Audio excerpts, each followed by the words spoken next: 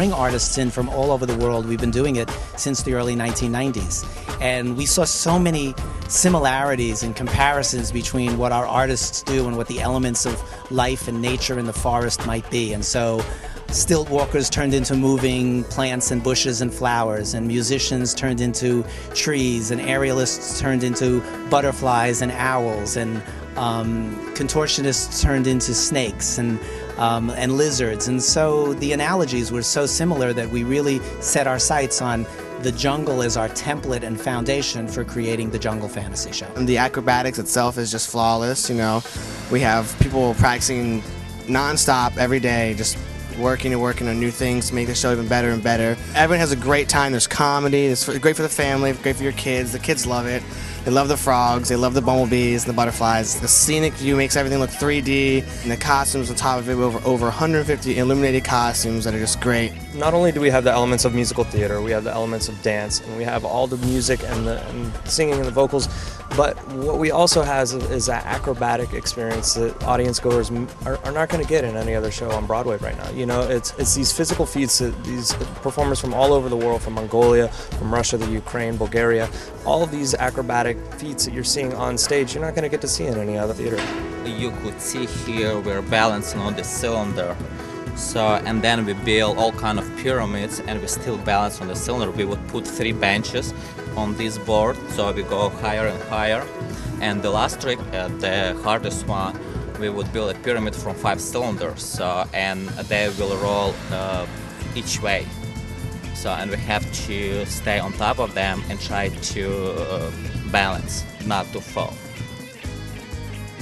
Plus, we have a big table, so here we balance on the floor.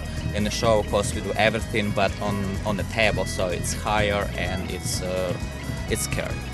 I enjoy the culture on stage. You know, we have so many people from all over the world, you know, Russia and Mongolia, and it's just nice to be around other languages and people that believe in different things. So it's a great experience. Just incredible athletes these people are. We came across this really amazing, talented young lady from Russia that manipulates shapes with her feet, which is really a very unusual thing. We have 3 other artists in the show that manipulate shapes with their hands, sort of somewhat like juggling, but we've created all these different abstract shapes. I'm the Contorting lizard, and I do acts with my sister and my 2 partners, so it's including 4 of us, yeah.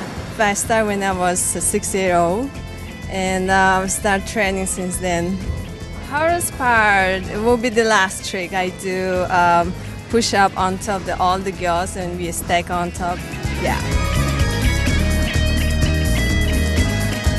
The strength and power of the Jungle Fantasy is really reenacted at the end of Act 2 by the lions and the tigers and what most people would relate to as the strongest creatures in the jungle. And these are also some Russian artists that we've put together over the last few years to create a group of 6 strong men that reenact the roles of the lions and the tigers in a very, very fierce and very, very strong closing to Act 2. Since 2006, Cirque Dreams Jungle Fantasy has performed in over 120 cities throughout the United States. We've beefed up the show, we've added more acrobats, more performers, more dancing, more songs, more scenery coming into New York because we believed that the expectation was going to be something grander than what we were out on the road. And so hopefully we're going to meet and exceed all of those expectations.